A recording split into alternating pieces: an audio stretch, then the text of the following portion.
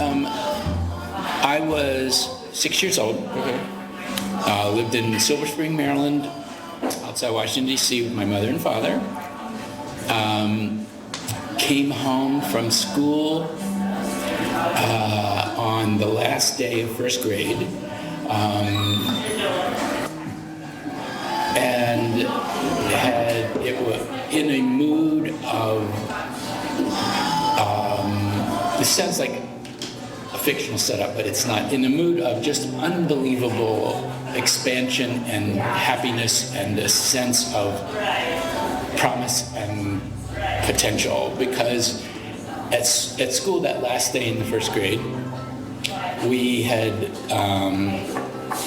wrapped up things at school kind of, but they were more of a potential accomplishment than a full accomplishment. The two things that were most important is we got in our report cards, and for the first time all year I had straight A's, and they were also straight A's for the whole year, so there was this sense, because that was we didn't get grades in kindergarten the year before. Wow, oh cool. And then there was also, we had planted, in the winter, we had planted vegetables.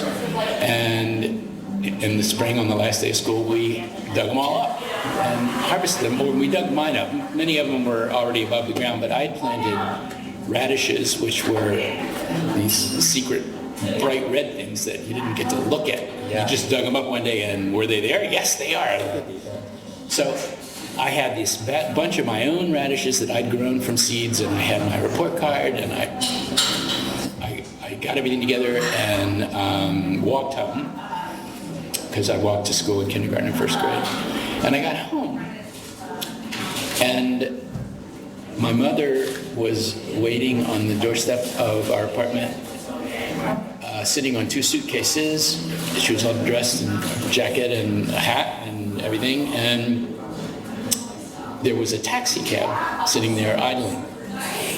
And I walked up, and my mother said, "There's been a change. Your father and I are getting something called a divorce, and he's gone.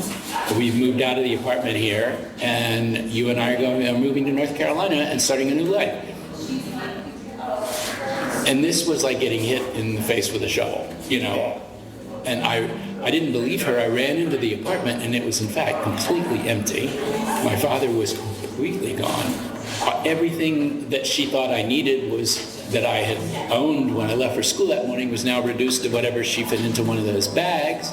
And this cab was waiting to take us to the airport. We flew from there to meet her high school boyfriend, whom she'd been carrying on an affair with for 8 years. And they immediately were together from that point on and got married and everything. But this was all in one moment. And so what happened to me was, in addition to adjusting to whatever I had to adjust to at this moment, getting ready to get in this taxi cab and go and get in an airplane, I was thinking, what the fuck? What this did for the first time taught me a really excellent lesson, which I had known before this, but I had integrated it. And this was a time when it was not integrated anymore. And that is that I was alone. That ultimately, my mind was inside my head. My hands felt what I put them on. I was a single individual. I had agency and stuff. I knew that I could do stuff, but I was alone. And what I understood or didn't understand was the limit for myself. And I could understand more things than I knew at the moment, like this incredible bouleversé disruption of my life. But I made the decision, not so much a decision that I knew I could enforce consciously, but it was a deeper kind of level. I said, nothing is ever going to surprise me again. This surprised me. I didn't see this coming. And that's never going to happen to me again, because this feels like shit. At the same time, I don't think I made this up. I think I recognized the nature of life and the nature of these moments. At the same time, I wanted to feel connected. And it just became clear to me all of a sudden and this endured for minutes and minutes and minutes, that I could relax because I was connected to everything. More than that, I was vaguely aware of everything.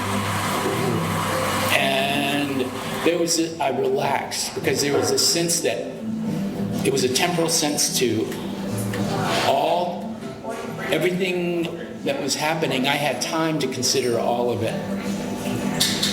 It was like time was a little bit suspended. I had the leisure inside my mind to move around and examine all this stuff and figure it out for myself.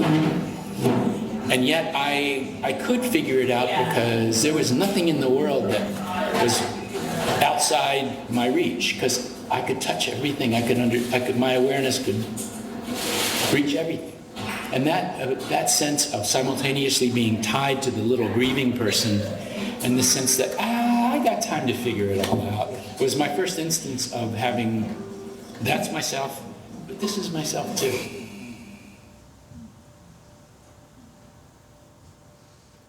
Six years old,